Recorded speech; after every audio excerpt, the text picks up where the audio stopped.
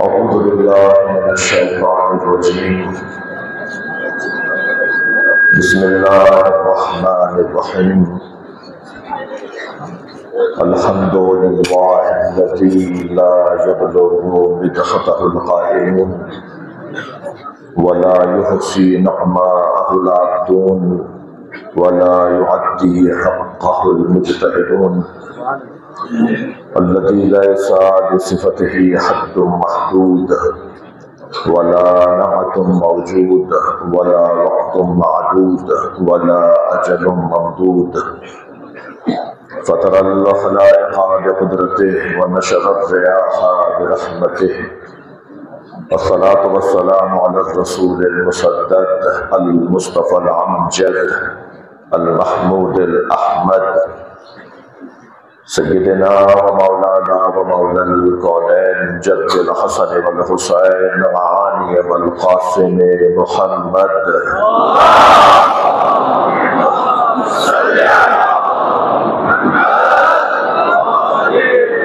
وآله الطيبين الطاهرين المعصومين الذين قال الله إنما يريد الله ليذهب عنكم الرجس أهل البيت ويطهركم تطهيرا.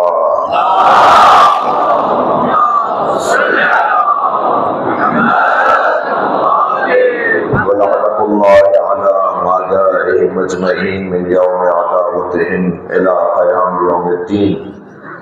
أما بعد، قال الحكيم في القرآن الكريم: بسم الله الرحمن الرحيم. وَلَقَدْ أَرْسَلْنَا مُوسَى بِآيَاتِنَا أَنْ أَخْرِجْ قَوْمَكَ مِنَ الظُّلُمَاتِ إِلَى النُّورِ وَذَكِّرْهُمْ بِأَيَّامِ اللَّهِ إِنَّ فِي ذَلِكَ لَآيَاتٍ لِكُلِّ صَبَّارٍ شَكُورٍ. صلوات.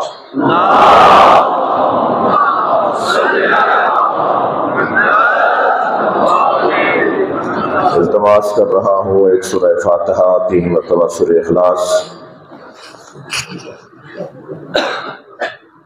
شہید خواجہ علی کاظم، شہید جان علی شاہ، شہید زید ترابی، شہید خواجہ ندیم، شہید عبدالغنی مغریوں، آپ تمام حضار گرامی قدر کے مرحومین رحم اللہ الفاتحہ. بسم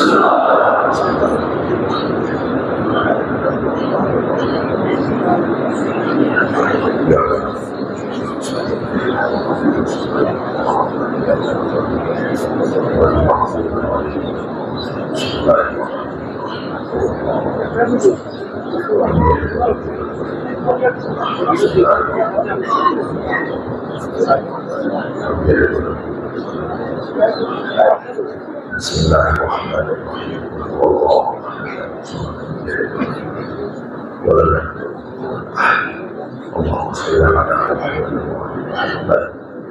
مغفرت کے لیے بلند تر صلوات.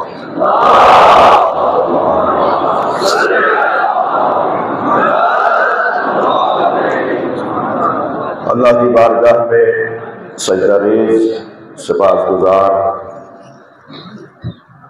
اس نعمت پر اللہ کا شکر کہ اس نے پاکستان کے خداداد ملک میں سب سے زیادہ تعلیم یافتہ شہر میں مجھے آنے کی توفیق عطا کی. ایسی سرزمین پر قدم رکھنے کا موقع نصیب ہوا جس سرزمین پر جرائم، کرائم، بدعنوانیوں کا جو مقدار ہے وہ نہ ہونے کے برابر ہے. ایسی سرزمین پر آنے کی توفیق نصیب ہوئی کہ جہاں کا ہر فرد اپنے دل و دماغ پر علی مولا کو حاکم مانتا ہے.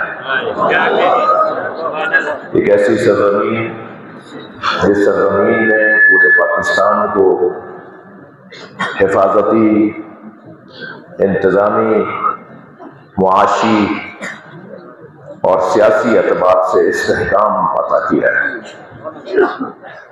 سرزمین بلتستان، گلگت، خاص طور پر اسکردو، یہ ایک ایسی سرزمین ہے کہ جس پر مجھ حقیر کو، فقیر کو ناز کرنا چاہیے، اس لیے کہ مولا علی کا شیعہ کیسا ہوتا ہے ایک مثال ہم دے سکتے ہیں کہ جیسے اسکردو میں رہنے والے ہوتے ہیں۔ مگر عزیزو، یہ آپ کی قیمت، یہ آپ کا مقام، یہ آپ کی منزلت، یہ آپ کی کیفیت، یہ آپ کی دیانتداری، یہ آپ کی مذہبیت ممکن نہیں تھی جب تک کہ کوئی اہتمام اور انتظام نہ ہوتا۔ اور جس اہتمام اور انتظام نے اس سرزمین کو سجایا ہے اور پورے پاکستان کی تشیع کی عزت اور آبرو اور وقار کا سبب اس سرزمین کو بنایا ہے، وہ اہتمام اور انتظام مرکز ہے۔ یہ مرکز جس میں اس وقت ہمیں آنے کی توفیق حاصل ہوئی، میں خدمت کر رہا تھا، ڈیوٹیاں سیدھی کر رہا تھا اپنے ہمراہ علماء کرام، بالخصوص حضرت علامہ مولانا سید حسن ظفر نقوی، میرے عزیز برادر جناب مولانا ناظر عباس نقوی، ہمارے ہمراہ جناب ناصر شیرازی صاحب تشریف فرما ہے، جو ایک ملکی سطح کی جماعت کے سیکرٹری ہیں، مسئول ہیں، ذمہ دار ہیں۔ اور یہ جان کر ایک اطمینان اور سکون نصیب ہوتا ہے کہ اگر کبھی ہمیں یہ مثال دینی ہو کہ ایک اہل بیت کا چاہنے والا شیعہ کیسا ہوتا ہے، تو ہم پاکستان کی سرزمین پر اسکردو کی مثال دے سکتے ہیں۔ میں نے عرض کیا کہ اس کے پیچھے جو انتظام اور اہتمام ہے وہ یہ مرکز ہے۔ یہ مرکز ایک چھتری کا کام انجام دے رہا ہے۔ یہ مرکز ایک ماں اور ایک باپ کا کردار ادا کر رہا ہے۔ مرکز سے ٹوٹ کر رہنے والے مشکلات میں آ سکتے ہیں، مگر مرکز سے جڑ کے رہنے والے سر بلند رہیں گے۔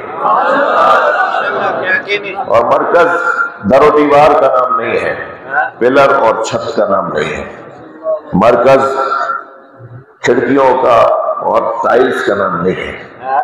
مرکز اس مرکزی شخصیت کے ساتھ جڑا ہوا ہوتا ہے جو اس مرکز کو جان اور روح عطا کر رہی ہوتی ہے۔ میری مراد حضرت آیت اللہ مولانا شیخ محمد حسن نجفی، ان کے معاون خاص حضرت حجت الاسلام والمسلمین مولانا سید باقر حسینی، اور ان دونوں بزرگ شخصیات کے ہمراہ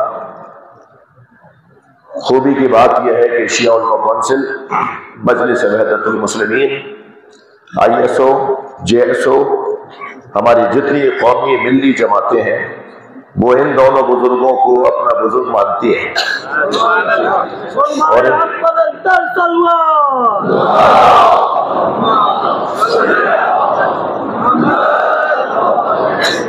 اور انہوں نے بھی ہمیشہ ویسی ہی شفقت رکھی جیسے ایک پدر کو ایک بزرگ کو رکھنا چاہیے۔ یہ جو قیمت آپ نے حاصل کی ہے، یہ جو مقام آپ نے بنایا ہے، یہ جو محنت آپ کے پیچھے ہوئی ہے، یہ ایک بہت بڑا سرمایہ ہے۔ اس سرمایہ کی کچھ آفات بھی ہیں، اس سرمایہ کی کچھ مشکلات بھی ہیں، کچھ پریشانیاں بھی منڈلا رہی ہیں، خاص طور پر اس خطے کے حوالے سے۔ اور وہ پریشانیاں اس خطے کے اندر غیر مقامی شخصیات کی زمینوں کو خرید کر نہ جانے کیا کیا ارادے رکھنا ہے، وہ خطرات اس سرزمین پر معاش اور معیشت اور ٹورزم کے عنوان سے آنے والے یا اس بہانے سے آنے والے افراد اور مسافروں کے ذریعے سے یہاں غیر اخلاقی مراکز کا قیام ہے. جس وبا کو، وبال کو، خطرے کو، آفت کو، مصیبت کو اگر کوئی چیز بچا سکتی ہے تو وہ ہے ذکر اہل بیت، وہ ہے اہل بیت عصمت و طہارت سے وابستگی میں شدت، وہ ہے اس گھرانے سے اپنی وابستگی کو اور بڑھانا. آپ کے پاس سوائے اس کے کوئی حل نہیں ہے کہ اپنے مرکز کو مضبوط کریں گے، علماء کرام کی تعظیم کریں گے، اور جو بات شخصیات کہہ رہی ہو ان فرامین کے اوپر غور کرتے ہوئے عمل کریں گے. عزیزو، خلوص اور سچائی کا جلوہ آپ نے دیکھا. ایک خالص اور مخلص 14-15 سال کا بچہ اگر ہو تو وہ پوری قوم کو جوڑ سکتا ہے. یہ شہید خواجہ علی کاظم، اس نے پورے پاکستان کو جوڑ دیا. اس کے ہمراہ جان علی شاہ نے، زین ترابی جس مجاہد شہید کا فرزند ہے، وہ شہید حسن ترابی رحمت اللہ علیہ، جنہوں نے جس انداز سے شہادت دی ہے وہ قابل رشک انداز ہے. اللہ مجاہدوں کو، اور اللہ کے نزدیک تو ویسے بھی گنا نہیں جاتا ہے، تولا جاتا ہے. اللہ کے ہاں کیا معلوم کون سا ایک لمحہ میرا ہو، آپ کا اور میرا وہ ایک لمحہ ہو جو اللہ کے ہاں قبولیت کا لمحہ ہو، اللہ کے ہاں حاضری کا لمحہ ہو، وہ اللہ سے ہمارا تار جڑنے کا لمحہ ہو. اس وقت میں ہم اللہ کے ساتھ جڑ جائیں اور ہماری ماضی اور ہمارے آئندہ کے معاملات اللہ طے کر دے کہ اب ہونا کیا ہے اور جو ہوا تھا اسے صاف کیسے کرنا ہے. جو خود شہید زین ترابی بہت فعال جوان، بہت ہی زندہ دل جوان، قومیات سے اور مذہبیات سے اور ان جذبوں سے سرشار جوان، جس نے اپنی جان مدحت اہل بیت کی راہ میں دے دی. یہ فَمَن يَخْرُجْ مِن بَيْتِهِ مُهَاجِرًا إِلَى اللَّهِ وَرَسُولِهِ ثُمَّ يُدْرِكُهُ الْمَوْتُ فَقَدْ وَقَعَ أَجْرُهُ عَلَى اللَّهِ. اس کے مصداق ہے کہ جو اپنے گھر سے نکلتے ہیں اللہ اور اللہ کے رسول کی طرف ہجرت کرنے کے لیے، اور اگر رستے میں انہیں موت آ جائے تو پھر ان کا اجر اللہ کے اوپر ہوتا ہے. یہ اللہ اجر عطا کر رہا ہے کہ اتنی بڑی تعداد میں اتنا بڑا مجمع اور پورا پاکستان اور پوری دنیا ان کے لیے ہاتھ اٹھا کر دعائیں مغفرت کر رہی ہے اور ان سے ہمدردیوں اور محبتوں کا اظہار کر رہی ہے. یہ اللہ کا اجر ہے، یہ اللہ کی طرف سے بے انعام ہے. میرے عزیزو، خاص طور پر میں نوجوانوں سے گزارش کر رہا ہوں جو یہاں تشریف فرما ہے، جو ہماری ریڑھ کی ہڈی ہے، جو ہماری طاقت ہے، جو ہماری توانائی ہے، جو ہمارا مستقبل ہے، جو ہماری شان ہے، جو ہمارا کل ہے. ہوشیار رہیے. ظالم اپنی چال اپنے انداز سے چلتا ہے، ہمیں لگتا ہے وہ ہم سے محبت کر رہا ہے، مگر کیا معلوم کہ اس کے اس محبت کے جھانسے میں اور اس محبت کے جال میں ہمارا آج کا جوان آ جائے. اس کا واحد حل ہے کہ صاحبان بصیرت لوگوں سے اپنی وابستگی کو بڑھایا جائے اور اس مرکز کو اور ہر جگہ کے مرکز کو مضبوط کرنے کی ہماری توجہ ہونی چاہیے. میں نے آپ کے سامنے سورہ مبارکہ ابراہیم کی آیت کو تلاوت کیا ہے. اللہ ارشاد فرما رہا ہے وَلَقَدْ أَرْسَلْنَا مُوسَىٰ بِآيَاتِنَا، اور ہم نے موسیٰ کو بھیجا ہے اپنی نشانیوں کے ساتھ. اللہ جسے بھیجتا ہے نا، اس کا بھیجنا ہوتا ہے. میں لفظوں کو اور بدل کے کہوں، بھیجنا اور ہوتا ہے، نکالنا اور ہوتا ہے. اللہ نے جنہیں بھیجا ہے وہ بھی روشن ہے اور اللہ نے جنہیں نکالا ہے وہ بھی روشن ہے. اللہ کی طرف سے جو لوگ آئے ہیں اور جو بھیجے گئے ہیں، اللہ پھر انہیں اہتمام، انتظام اور سجا اور سنوار کر بھیجتا ہے، لیکن جنہیں نکالتا ہے تو پھر انہیں مردود قرار دے دیتا ہے۔ اللہ کی بارگاہ سے آنے والے 1,24,000 نبی، اللہ کی بارگاہ سے آنے والے مولا علی سے لے کر امام مہدی تک، یہ اللہ کی طرف سے آنے والے ہیں، مگر اللہ کی بارگاہ سے نکلنے والا شیطان ہے۔ نکلنا اور ہے، بھیجنا اور ہے۔ اچھا، نکالا تو اسے جاتا ہے نا جس سے اب کوئی کام ہی باقی نہ رہا ہو، اور بھیجا اسے جاتا ہے کہ جس سے کوئی کام کروانا ہو۔ بھیجنے میں کام اور مقصدیت پوشیدہ ہے۔ اللہ نے حضرت موسیٰ علیہ السلام کو آیات دے کر بھیجا ہے، وہ جو آیات دے کر بھیجا ہے وہ کرنے کیا آئے ہیں؟ ناخرج اللہ اکبر، اپنی قوم کو نکالنے کے لیے آئے، من الظلمات الی النور، ظلمتوں سے نکال کر نور کی طرف لے جانے کے لیے۔ وذکرہم بایام اللہ، اور اس لیے بھیجا ہے حضرت موسیٰ کو تاکہ اللہ کے ایام کو وہ دہرائیں۔ وہ اللہ کے ایام کیا ہیں؟ اللہ کے ایام میں پہلا دن ہے یوم القیامہ۔ بتائیں آ کر کے قیامت کسے کہتے ہیں؟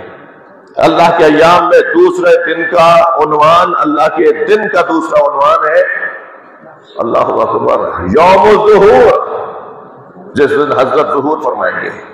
اللہ کے ایام میں تیسرا دن ہے یوم عاشورہ، یہ عاشور کا دن اللہ کا دن ہے۔ جس دن بھی اللہ ہے ثابت ہو جائے وہی اللہ کا دن ہے، اور جس دن اللہ ہے ثابت ہوا وہ ایک عاشور کا دن ہے، جس دن ہوگا وہ ایک ظہور کا دن ہے، جس دن ہوگا وہ ایک قیامت کا دن ہے۔ یہ اللہ کا دن ہے، جس دن اللہ ہے اس کو ثابت کر دیا جائے گا۔ اور کیوں بھیجا ہے؟ وذکرہم بایام اللہ، تاکہ اللہ کے ایام کو دہرائیں۔ اللہ کے ایام، اللہ اکبر، اگر آواز آ جائے نحن ایام اللہ، ہم اہل بیت ہی اللہ کے دن ہیں، تو یہ جو ذکر کرنے کے لیے، یہ شہدا مدحت کرنے کے لیے مسلسل سفروں میں تھے، یہ در حقیقت علی مولا کو پہنچانے کے لیے، امام حسن مولا کو پہنچانے کے لیے، امام حسین کے فضائل سنانے کے لیے، اور خاص طور پر دن وہ دن تھا کہ جو شب برات کا دن ہے۔ شب برات ایسی رات کہ جس رات میں ویسے ہی اللہ نے طے کر لیا ہوتا ہے کہ ان کو معاف کرنا ہے، اللہ ویسے ہی معافی کا اعلان کر چکا ہوتا ہے اگر وہ افراد ذکر اہل بیت کر کے لوٹ رہے ہوں، اور بلا خطا، بلا جرم، بلا وجہ انہیں رستے میں حادثے کا شکار کر دیا جائے اور وہ اپنی جانوں کے نذرانے دے دیں، تو ان لوگوں کا مقام کتنا بلند ہے۔ میں اتفاق سے آج بحر الانوار کی اس روایت کو پڑھ رہا تھا کہ حضرت ذیبل خزائی فرماتے ہیں کہ دخلت علی سیدی و مولائی علی بن موسیٰ رضا، میں امام رضا علیہ السلام صلوات دیا کرے محمد وعلا،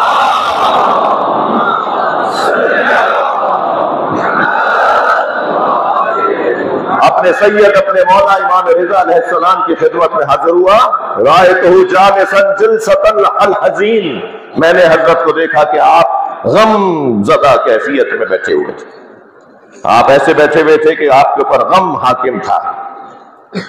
فلما رانی مقبلہ، جیسے ہی حضرت نے مجھے دیکھا فوراً میری طرف توجہ کی، قال علی مرحبا بکا یا بحمل، مرحبا بناصرنا بیدہ ولسانہ، خوش آمدید، مرحبا، آفرین اے دے دل، مرحبا اے دے دل، تم اپنے ہاتھ سے اور اپنی زبان سے ہماری مدد کرتے ہو۔ یہ جو مدح خان ہوتے ہیں، یہ مدحت گزار ہوتے ہیں، یہ نوحہ خان ہوتے ہیں، یہ جو قصیدہ خان ہوتے ہیں، یہ مرثیہ پڑھنے والے لوگ، یہ منقبت گزار لوگ، انہیں امام رضا فرما رہے ہیں مرحبا بناصرنا بیدہ ولسانہ، آفرین، مرحبا اے ان لوگوں پر مخاطب حضرت دیبل ہیں، مگر یہاں پر ایک قاعدہ دے رہے ہیں میرے مولا، مرحبا، آفرین۔ یہ کچھ بچے میرے ساتھ کھڑے ہیں، کچھ پیچھے ہیں، کچھ نے ابھی پڑھا، جن کی مجلس ترہیم ہے، وہ امام رضا کے اس فرمان کے مطابق بناصرنا، مرحبا بناصرنا، ہمارے مددگاروں، یہ اہل بیت کے مددگار، اہل بیت کے مددگار ہیں، اور کس چیز سے مددگار ہیں؟ بیدہ ولسانہ، شعر کہتے ہیں تو قلم چلے گا نا، یہ جب قلم چلاتے ہیں، کیونکہ دیدل سے بات ہو رہی ہے، ایک شاعر سے بات ہو رہی ہے، صرف لکھنے والے شاعر نہیں تھے دیدل، بلکہ مجمع میں کھڑے ہو کر سنانے والے بھی تھے دیدل۔ لہذا لکھنے سے بھی یدہی وہ لسان ہے، لکھنے کے ذریعے سے بھی ہماری مدد کرتے ہو اور اپنی زبان سے بھی ہماری مدد کرتے ہو۔ ثم انہ وسع لی فی مجلسہ، پھر مولا نے جگہ بنانا شروع کی اور مجھے اپنے برابر میں بٹھا دیا۔ دیبل کہتے ہیں مولا نے جگہ بنائی اور پھر مجھے اپنے برابر میں بٹھا دیا، اور کیا فرمایا؟ فرمایا قال یا دیبل من بکا او ابکا علی مصابنا ولو واحدا، اگر کوئی ہمارے غم میں روئے یا کسی ایک کو بھی رلائے، اگر کوئی ہمارے غم میں روئے یا کسی ایک کو بھی رلائے، کانا اجرہ علی اللہ، جان لو اس کا اجر اللہ کے اوپر ہے۔ وحشرہ اللہ معنا، اور اللہ اسے محشر میں ہم اہل بیت کے ساتھ محشور کرے گا۔ سبحان اللہ، یہ کچھ کم بات ہے۔ اللہم صل علی وغفر اللہ لہ ذنوبہ البتۃ، فرماتے ہیں اللہ اس کے گناہوں کو معاف کر دے گا۔ ابو الحسن ابن مغازلی اہل سنت عالم دین مناقب امیر المومنین علی بن ابی طالب علیہ السلام میں لکھتے ہیں میں نے یہ کتاب مل کر صلوات پڑھیا کریں،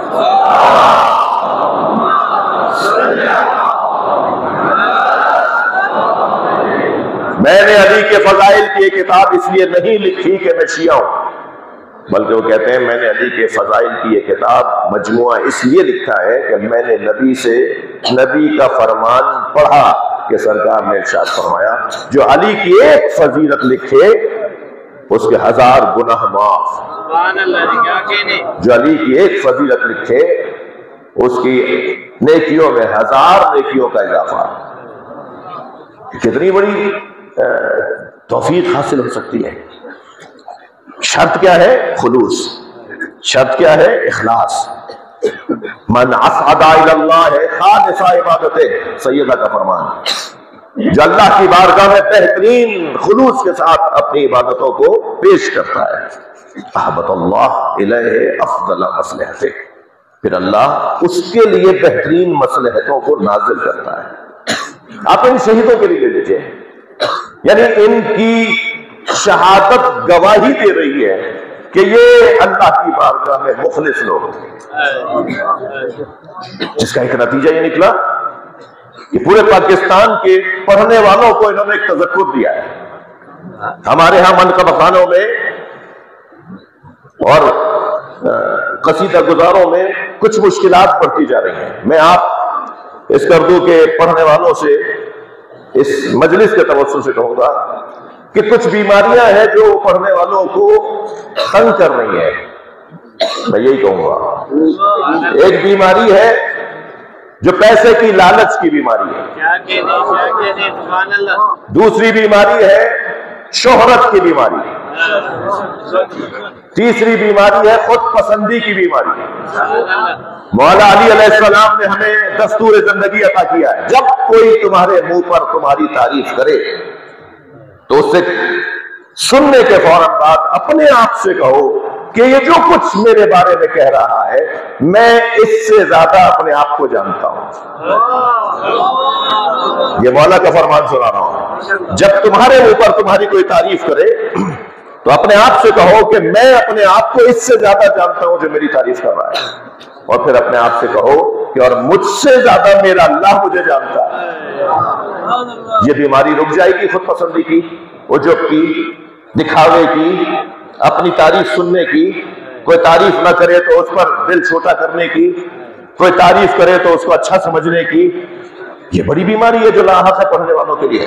مجھ جیسے لوگ خود اس کے اندر اس وبا کا شکار ہوتے ہیں۔ دوسری بیماری ہے پیسے کی لالچ، کتنا ملے گا، لفافہ کتنا ہے، معاف کیجیے گا، کھو دی نا اپنی محنت، برباد کر دی نا اپنی محنت پیسے کی لالچ میں جا کر۔ یہ بہت بڑا خطرہ ہے جو خطباء و ذاکرین کے ساتھ پڑھنے والوں کو بھی لاحق ہے۔ میں ہرگز یہ نہیں کہہ رہا کہ نیاز لینا جائز نہیں ہے، جو چیز جائز ہے وہ جائز ہے۔ فکس میچ کو فکس کرنا عالمی قوانین کی خلاف ورزی ہے، مجلس کو فکس کرنا کیسے حلال ہوگا؟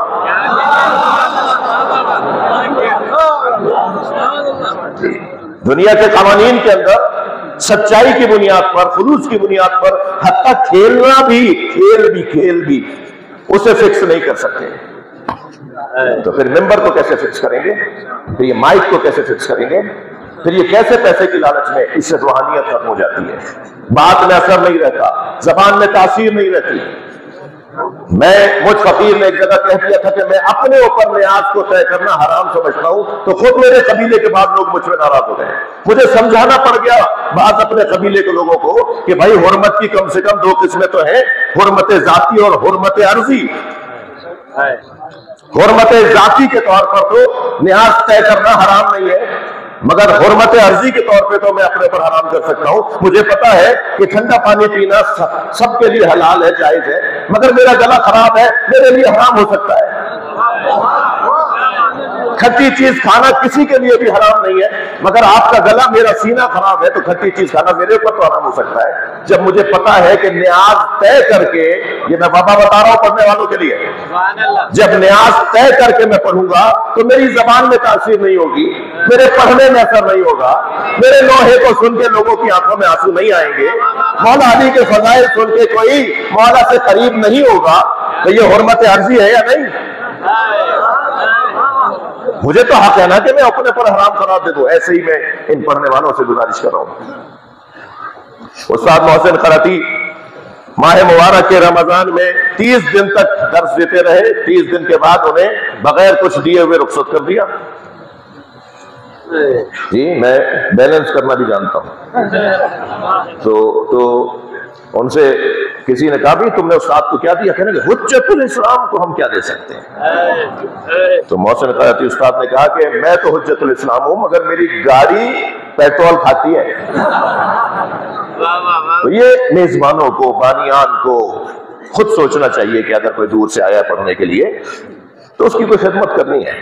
ائمہ اہل بیت نے ذاکرین کو دیا ہے، ذاکرین نے لیا ہے، مگر یہ جو طے کرنے کی بیماری آ گئی ہے، یہ جو فکس کرنے کی بیماری آ گئی ہے، یہ میں اس اردو کے اچھے پڑھنے والوں کو، واللہ ہم اتنی دور سے چل کر آئے ہیں، میں ممنون احسان ہوں جناب یعقوب شہباز صاحب کا، جناب مولانا شبیر حسن میثمی صاحب کا۔ سب سے پہلا فون مجھے ان کا آیا کہ آپ کو جانا چاہیے، پھر انہی دنوں میں یعقوب شہباز صاحب تشریف لے آئے، اور پھر اس طرح سے ایک ماحول بنتا چلا گیا، اور آج ہم آپ کی خدمت میں حاضر ہوئے۔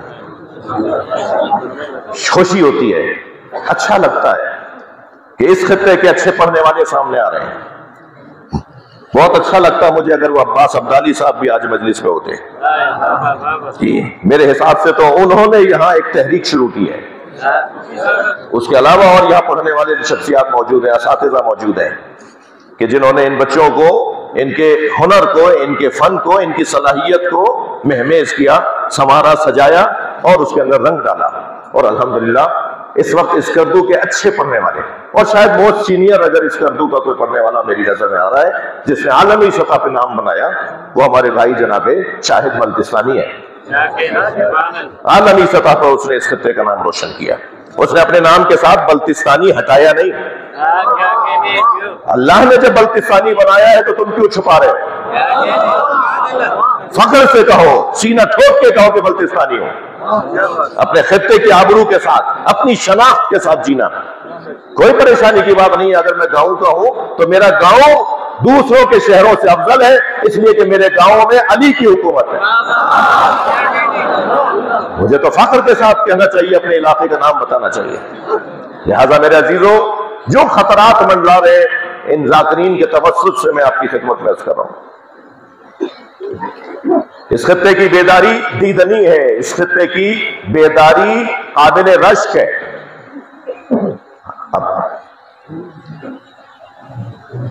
پرسوں جمعۃ الوداع،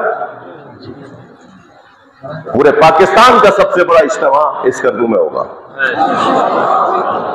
یہ بیداری ہے، فلسطین کے مسلمانوں سے ہمدردی ہے، اسرائیل کے غاصبوں سے نفرت کا اعلان ہے، یہ اس خطے کا حسن ہے۔ اس خطے کا جو ایک اور عنوان ہے وہ یہ کہ یہ خطہ پورے پاکستان کو یا اکثر پاکستان کو پانی اور زندگی فراہم کرتا ہے. جی اللہ نے جب زمین کو خلق کیا تو زمین کی خلقت کے ساتھ 5 دریاؤں کو بھی خلق کیا. جب سے زمین ہے، جب سے دریائے سے ہے. یہ بحر مہران کے نام سے روایت کے اندر لفظ آیا ہے. مہران کے نام سے لفظ آیا ہے حدیث کے اندر. آپ سرچ کر لیجئے گا، آپ کو حوالے مل جائیں گے. بحر المہران کے نام سے اس کو ذکر کیا گیا ہے. یہ خطہ، مگر عزیزو جس خطے سے پانی جا رہا ہے، جو خطہ پوری دنیا کو سیراب، پورے پاکستان کو سیراب کر رہا ہے اور ایک اعتبار سے دنیا میں بھی جا رہا ہے، اس خطے کے اندر اگر پانی نہ ہو، اس خطے کے رہنے والے ہی اگر پانی سے محروم ہو یا پانی کی قلت کا شکار ہو تو یہ کتنا بڑا ایک سوالیہ نشان ہے ذمہ داروں پر بھی اور شہریوں پر بھی اور ہم سب پر. لہذا ایک بہت بڑا کارنامہ ہونے جا رہا ہے. حضرت علامہ مولانا باقر حسینی صاحب نے تفصیل کچھ فرمائی، کچھ ہمیں دوستوں سے آگاہی ہوئی. خطیر رقم کے ساتھ ایک بہت بڑا سرمایہ لگا کر، خطیر رقم لگا کر ایک بہت بڑا کام ہونے جا رہا ہے اور اس کام میں آپ کا زیادہ حصہ ہے اور ہونا چاہیے.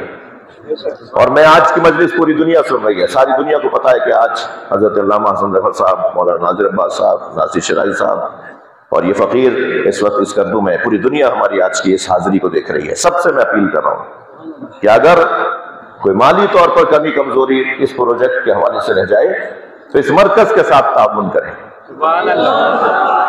اور جلدی اس خطے کے اندر پانی کی فراوانی کے ذریعے اس کی آبادی کو، یہاں رزق کی فراوانی کو ہم اپنی آنکھوں سے دیکھیں. عزیزو، ذکر اہل بیت میری اور آپ کی آبرو ہے، ہماری عزت ہے، ہماری شان ہے. ہمیں اب تک لوگ پہچان نہیں پائے. ہم اپنی جان دے سکتے ہیں مگر اس ذکر سے ہاتھ نہیں اٹھا سکتے. بہت بڑا سرمایہ ہے. سب سے بڑی دولت اور سرمایہ اہل بیت والوں کے پاس ہے، اور وہ کیا دولت ہے؟ وہ ہے اطمینان قلب. میں ابھی شہید خواجہ علی کاظم کے والد سے، چچا سے مل رہا تھا. ہم مل رہے تھے، سبھی پھوٹ پھوٹ کے رو رہے تھے. وہ ان کی آنسو رک نہیں رہے تھے. اس وقت میں اسی طرح اور شہداء کے ورثاء سے کی ملاقاتیں ہوئیں. اس وقت میں دل بہت ملول اور مقدر ہو رہا تھا کہ کیا گزری ہوگی اس باپ کے اوپر جو ایسا پھول سا چہرہ، چاند سا بچہ، جسے دیکھ کر دوسری عورتیں بھی یہ کہنے پر مجبور ہو رہی ہے کہ ماں نے جنازہ کیسے دیکھا ہو. بڑی جگر کی بات ہے. مگر اتنی بڑی مصیبت کے بعد بھی وہ کون سی دولت ہے کہ جو ہمیں اس دروازے سے دور نہیں بلکہ اس دروازے سے مضبوط بناتی ہے؟ وہ دولت ذکر اہل بیت کی دولت، وہ دولت اطمینان قلب کی دولت. صاحبان نفس مطمئنہ کے چاہنے والے، صاحبان نفس مطمئنہ کے ماننے والے کبھی بھی مضطرب نہیں ہو سکتے.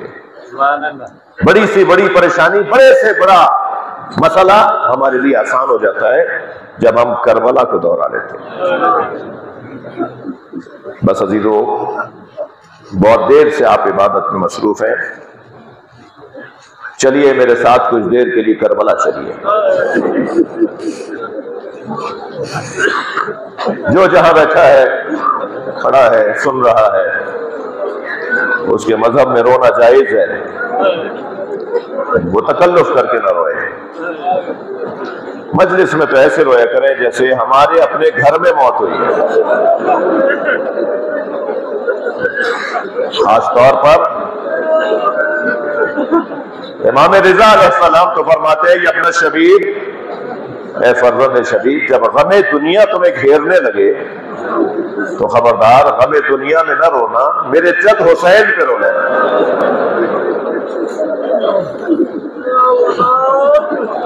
امام جعفر صادق علیہ السلام بلند آواز سے رونے والوں کے لیے دعا کرتے ہیں، دعا فرماتے ہیں یا اللہ یہ ہمارے عمر کو زندہ کر رہے ہیں، یہ رو کر ہمارے عمر کو، احیاء امر امامت ہے یہ گریا، احیاء امر امامت ہے۔ اور میرے عزیزوں، میرے جوانوں، میرے بچوں، مجلس سے نکلتے وقت کسی کو دھکا نہ لگ جائے، کسی کو کوہنی نہ چب جائے، کسی کو تکلیف نہ آ جائے، کیا معلوم امام سجاد آئے ہوئے ہوں۔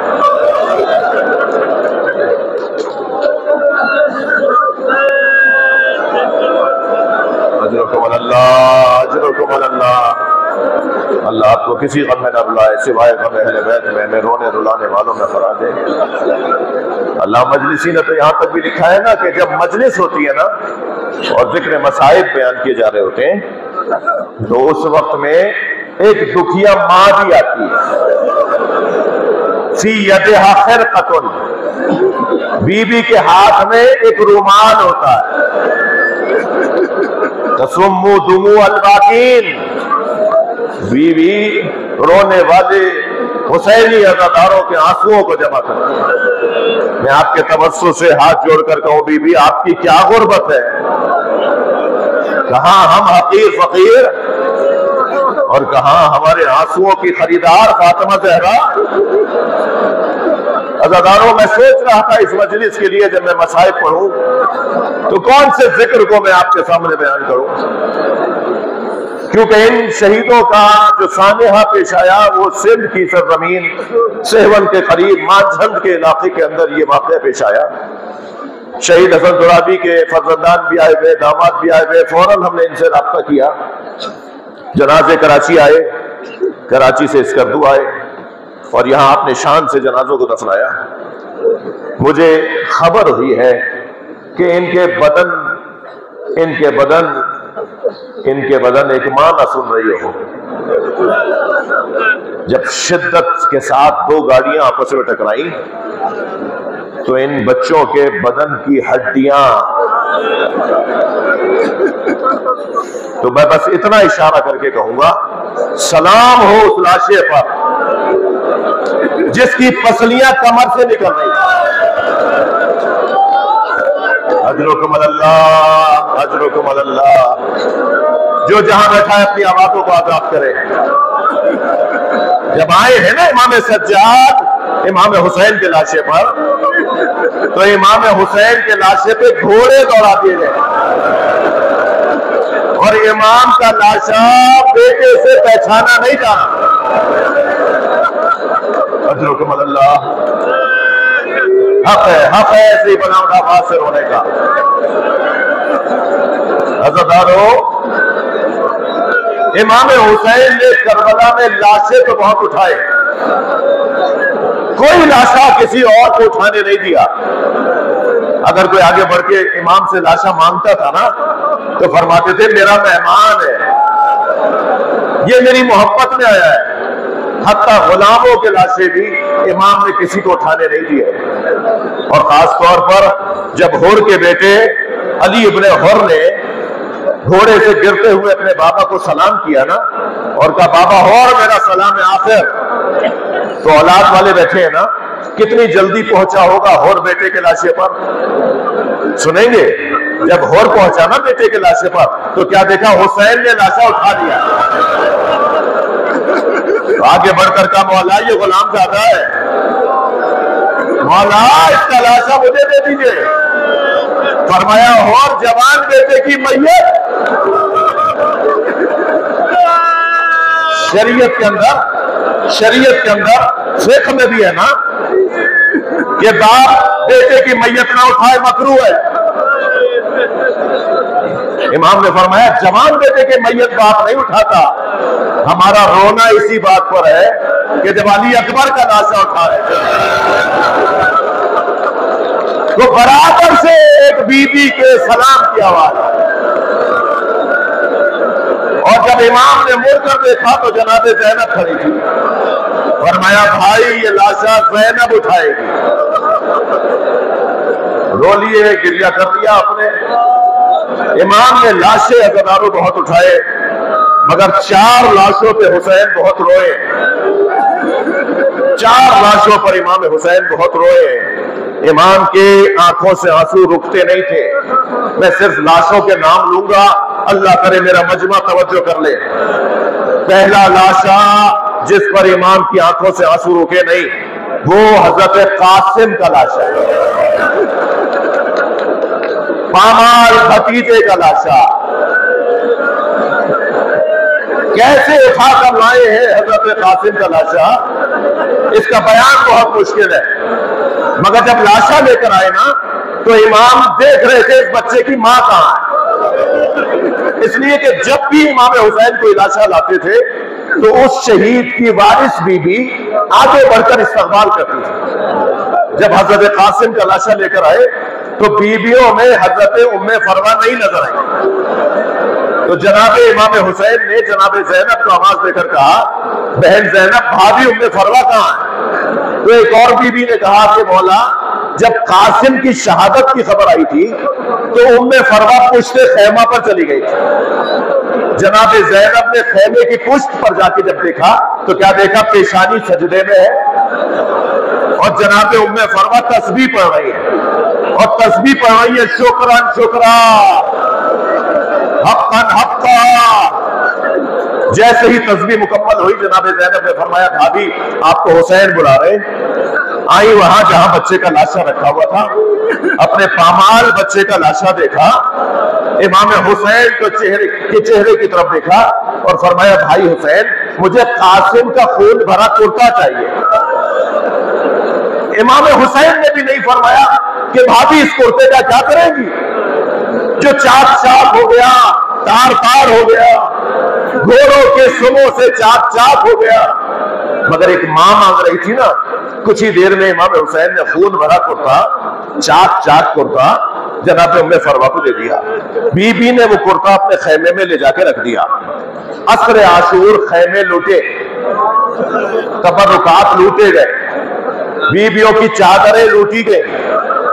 11 محرم کو قافلہ کوفہ سے شام گیا, شام میں اسیر رہا, اسیری سے رہائی ہوئی تو تبرکات واپس آئے.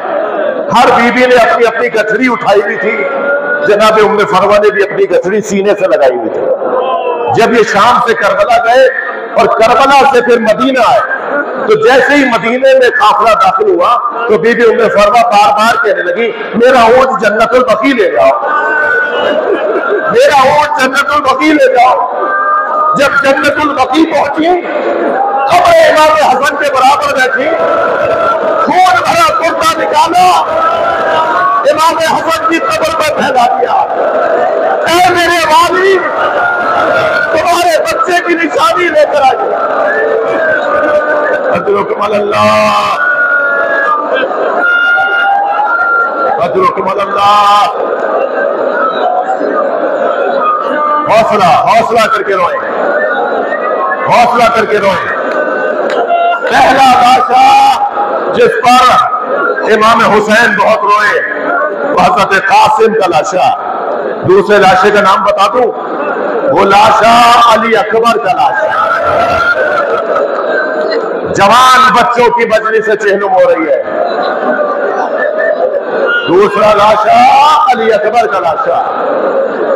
میں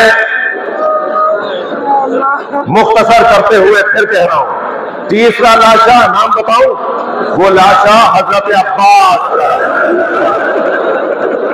حضرت عباس کے لاشے پر امام کی آنکھوں سے آنسو رکتے نہیں تھے اور مولا نے وصیت فرمائی میرا لاشا خیمے نہ لے جائیے گا. تو لاشا چھوڑ کر آئے مگر موڑ موڑ کے دیکھتے رہے. چوتھے لاشے کا نام بتا دوں, چوتھا لاشا چھوٹا بہت تھا مگر عزادارو حسین سے اٹھتا نہیں تھا. کبھی آگے جاتے تھے, کبھی الٹے پیر واپس آتے تھے اور آواز دیتے تھے انا للہ.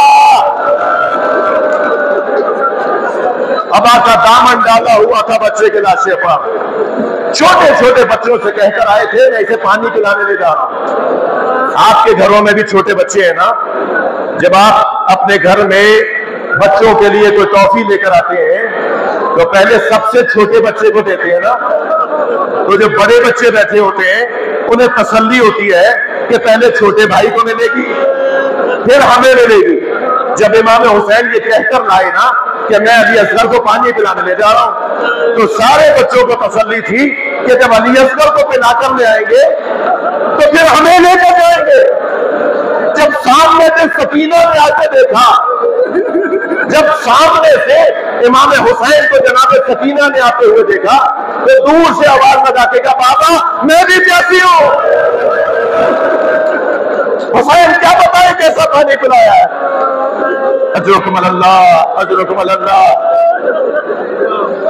जैसे ही बच्ची की आवाज बुलंद हुई खेमे से फिर पर्दा हटा, इमाम ने सामने देखा कि जनाबे रबाब खड़ी है।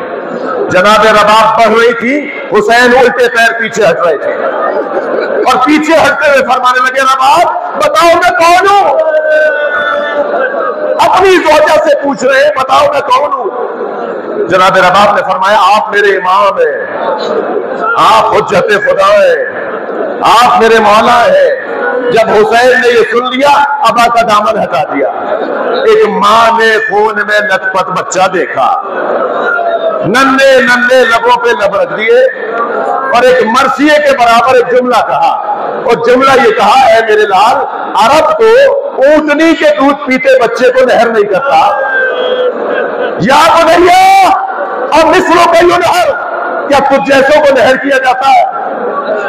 करबला का मैदान हुसैन तन्हा हो गए, हुसैन मौला अकेले हो गए। मैदान करबला में हुसैन जा रहे मगर ना अब्बास सवार करवाने के लिए है, ना अली अकबर है जो लगामे फरस को थामे, ना कासिम है जो जीन को संभाले।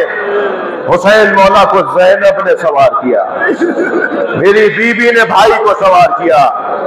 शायर कहता है कि हुसैन जब के चले बाबे दोपहर रन को, न कोई था कि जो थामे रकाबे कौशन को।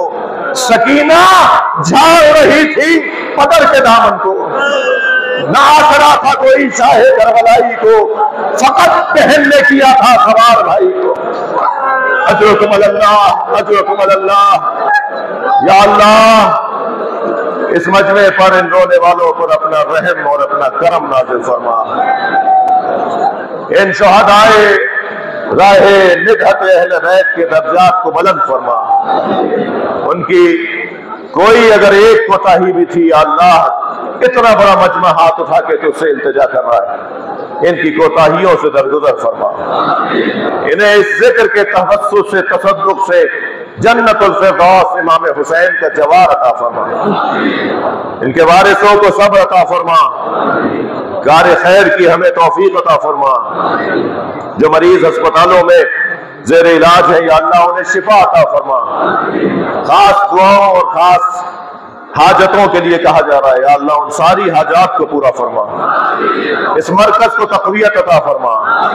हज़रत अल्लामा शेख मोहम्मद हसन नजफी, मौलाना ज़ाकिर हुसैनी, दीगर उलमाए किराम, MWM के, शिया उलमा कौंसिल के जितनी शख्सियात यहाँ तशरीफ फरमाए उन सब की जिंदगियों में बरकत अता फरमा। आप सब के लिए इस माह मुबारक में ये महीना रुखसत होने को है, या अल्लाह अपना करम अपना रहम इस महीने में जीने वालों पर अता फरमा। इमाम ज़माना के ज़ुहूर में ताजील फरमा, ताजील फरमा, ताजील फरमा। दुआओं की कबूलियत के लिए बुलंदतर सलवात।